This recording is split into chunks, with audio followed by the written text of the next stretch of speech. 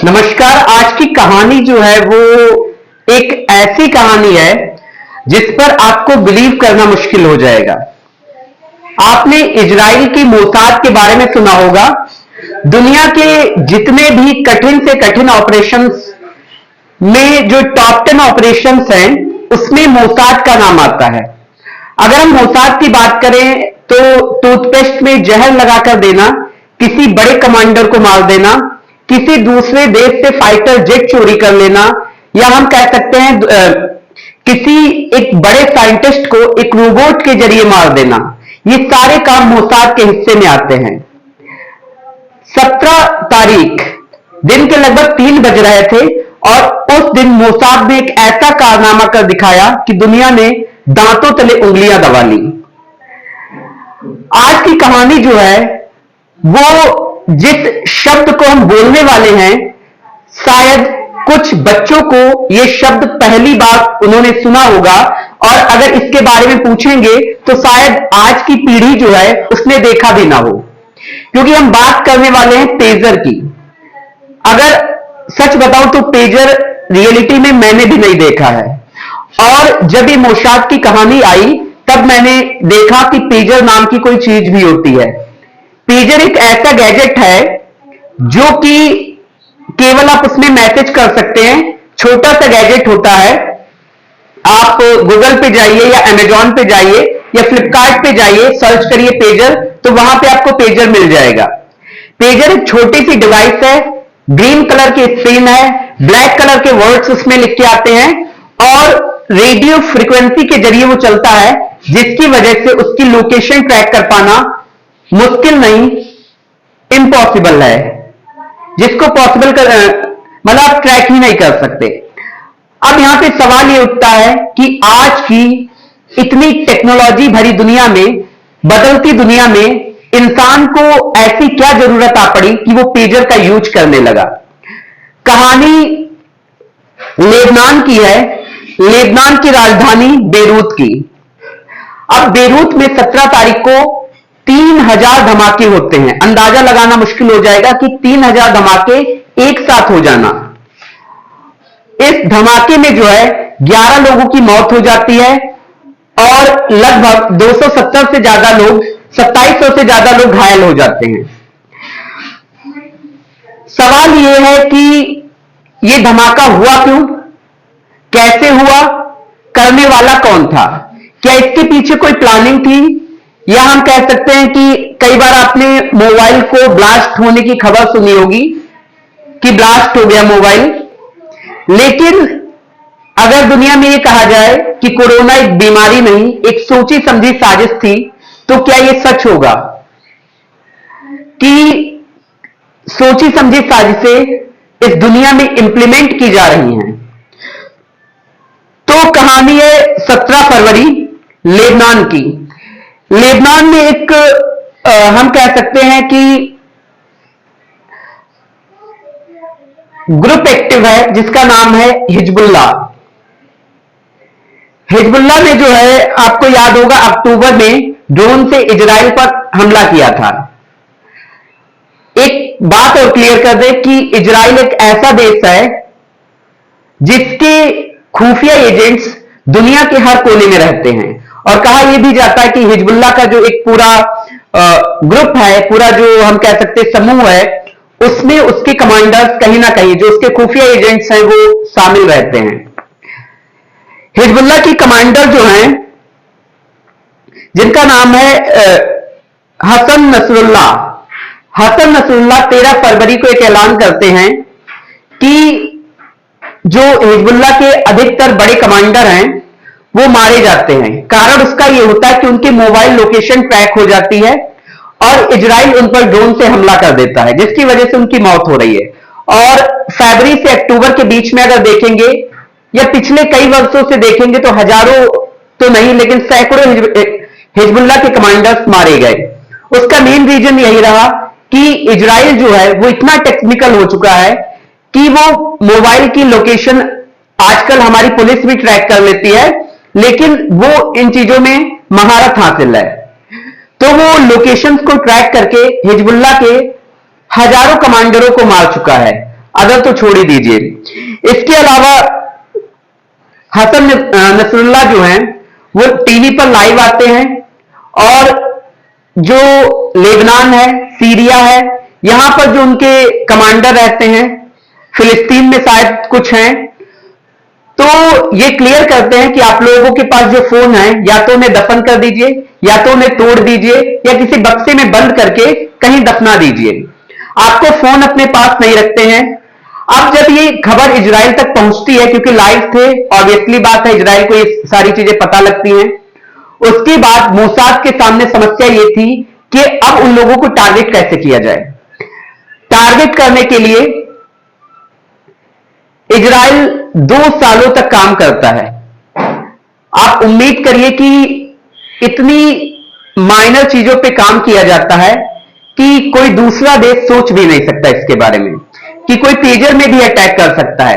कहते हैं कि केवल 30 pound 10 to 30 sorry 1 to 2 pound, ठीक है, मतलब 30 ग्राम की एक चिप लगाई जाती है और उसी चिप से ब्लास्ट किया जाता है। यहां पर समझने वाली बात यह है कि जो पेजर है वो रेडियो फ्रिक्वेंसी से काम करता है और रेडियो फ्रिक्वेंसी को आप ट्रैक नहीं कर सकते। खैर लाइव तो जो हसन नसरुल्लाह थे, जो हिजबुल्लाह के चीफ हैं, उन्होंने लाइव ये नहीं कहा कि हम पेजर का यूज करेंगे, लेकिन खुफिया जानकारी इजराइल को मिलती है कि हसन नसरुल्लाह जो हैं वो अपने कमांडरों को जो है पेजर का यूज करने की सलाह दे रहे हैं। अब ये खबर कैसे पहुंची, मैंने आपको पहले ही बताया कि जो इजराइल है उसके जो कमांडर हैं वो हर एक देश में जो है दुनिया के हर कोने में वो एक्टिव रहते हैं। कई सारी इजराइल की और कहानियां मैं आप तक लाऊंगा, लेकिन पिछले जो है 1 महीने से मैं इन सारी चीजों पे काम कर रहा था, जिसमें मैंने लगभग 50 स्टोरीज को ट्रैक किया, उन पर काम किया। लेकिन जब मैं पढ़ रहा था तभी 17 तारीख को ये न्यूज आती है कि लेबनान के लगभग 1 दर्जन शहरों में 3,000 से ज्यादा धमाके हुए। तो मैंने सोचा कि ये स्टोरी सबसे पहले लाना जरूरी है। तो इसके बाद क्या होता है, जब इजराइल तक ये खबर पहुंचती है कि मोसाद जो है इजराइल तक ये खबर पहुंचती है कि लेबनान में रहने वाले हिजबुल्लाह के जो कमांडर्स हैं या उनके जो मोस्ट इंपॉर्टेंट लोग हैं वो पेजर का यूज करने वाले हैं। अब इजराइल इन सारी चीजों को प्लान करना शुरू कर देता है कि जो पेजर हैं वो कौन सी कंपनी बनाएगी, हिजबुल्लाह तक कैसे पहुंचेंगे। इसके लिए वो एक फर्जी कंपनी बनाते हैं और फर्जी कंपनी बनती कैसे है ये डिटेल हम सेकेंड वीडियो में भी लेके आएंगे। इसमें होता क्या है, इस चीज का कहां से पेजर आएंगे उस चीज को ट्रैक किया जाता है हसन नसरुल्लाह के द्वारा कि कौन सी कंपनी ये ऐसी है जो कि पेजर अच्छी तरीके से बनाती है। इसमें ताइवान की एक कंपनी आती है जो कि पेजर बनाने में माहिर है, जिसका नाम है बोल्ट अपोलो। बोल्ट अपोलो को एक 3000 पेजर का कॉन्ट्रैक्ट दिया जाता है और बोल्ट अपोलो इस पर काम करना शुरू कर देती है। अप्रैल से मई के बीच में 2 अलग अलग खेप जो हैं लेबनान पहुंचती हैं। इसके बाद कुछ उनके जो कमांडर ईरान और सीरिया में रहते थे उन तक भी ये सारी चीजें पहुंचाई जाती हैं। ये सारी चीजें जब पहुंचती हैं तो इनमें जो है इजराइल क्या करता है कि उसके जो इंजीनियर्स होते हैं, जो टेक्निकल इंजीनियर्स होते हैं, ये कंपनी जो है ताइवान की कंपनी जो है पेजर बोल्ट, ये कॉन्ट्रैक्ट देती है यूरोप की एक कंपनी को। यूरोप की एक कंपनी को कॉन्ट्रैक्ट देती है, लेकिन जो पेजर बनाए जाते हैं वो बोल्ट अपोलो जो कि ताइवान की कंपनी है इसी के नाम पर बनाए जाते हैं। ये हो जाता है कि आपने हमें कॉन्ट्रैक्ट दे रखा है, ब्रांड आपका है, बना हम रहे हैं, तो उसी के बेस पे बनाई जाती है। यूरोप की जो कंपनी होती है वो किसी और को काम देती है और वो जो कंपनी थी वो कंपनी थी इजराइल की एक फर्जी कंपनी जिसमें ये सारी चीजें।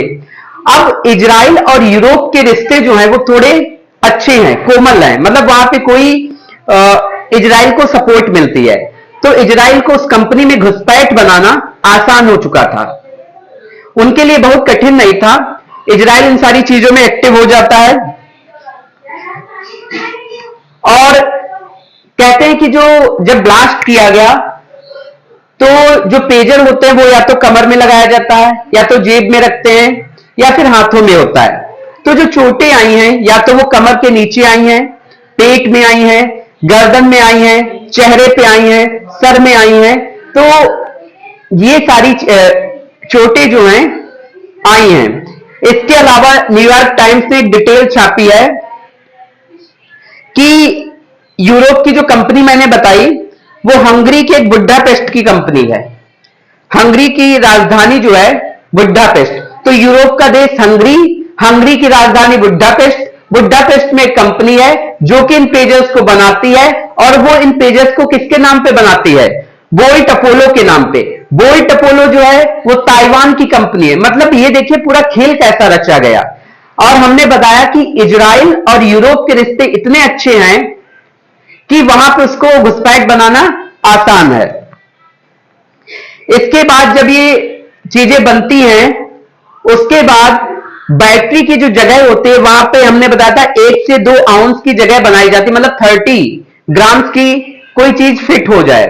तो वहां पे जो है एक पीटीएन, पीटीएन एक बहुत खतरनाक विस्फोट होता है, ठीक है, विस्फोटक होता है, उसको यूज किया जाता है, और उसको यूज करने के बाद चिप के रूप में यूज किया जाता है, और ये खेपें लेबनान तक पहुंचाई जाती हैं।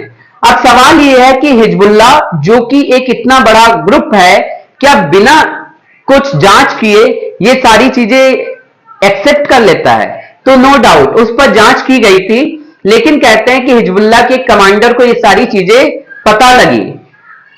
ये चीजें जब उसको पता लगती हैं, वो इस पर एक्शन लेने ही वाला था, लेकिन मोसाद का एजेंट जो कि हिजबुल्ला के ग्रुप में जो एक्टिव है, उसको ये बात पता लगती है, वो तुरंत उसे खत्म कर देता है वहीं। तो मतलब एक कितनी एक्टिवनेस है मोसाद में, वो चीजें देखने वाली हैं। जब ये बात पता लगती है, उन सारी चीजों को खत्म किया जाता है। उसके बाद क्या होता है कि उसके बाद जो कुछ होता है वो 17 तारीख की न्यूज आप देख सकते हैं।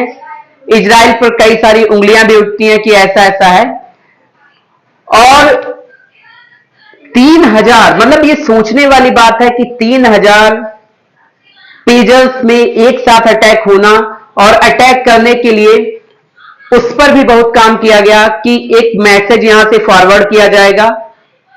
वो मैसेज जैसे ही फॉरवर्ड होगा, कुछ ही सेकंड में जो है जो पेजर की बैटरी होगी, क्योंकि पेजर जो है वो बैटरी के थ्रू चलता है, वो बैटरी हीट होगी, हीट की वजह से ब्लास्ट होगा। ब्लास्ट में वो जो हम कह सकते हैं चिप लगाई गई थी पीटीएन विस्फोटक की, वो भी साथ में ब्लास्ट होगी, और सब तबाह तबाह हो जाएगा। और वही हुआ। कहते हैं कि ईरान के या एक एम्बेसडर थे, उनका सिक्योरिटी गार्ड था, उसने जैसे निकाला तो वो उसके सामने खड़े होंगे, पेजर के सामने, और जिसकी वजह से उनकी एक आंख चली गई, इतना भयानक विस्फोट हुआ। तो समझने वाली बात यह है कि जो भी चीजें आज की डेट में ऑपरेट हो रही हैं, इतना सोच पाना कहां पे कौन सी चीज काम करेगी, ये मोसाद से सीखने की जरूरत है। लेकिन वायलेंस के बिल्कुल फेवर में ये वीडियो नहीं है, किसी भी चीज का फेवर नहीं करता, लेकिन जो, क्योंकि महात्मा गांधी ने कहा था कि आंख के बदले आंख मांगोगे तो एक दिन पूरी दुनिया अंधी हो जाएगी। तो यहां पे फिर वही कहेंगे, दोनों देशों को समझने की जरूरत है। आंख के बदले आंख मांगी जा रही है, जो कि आने वाले भविष्य में खतरा और भी बढ़ सकता है।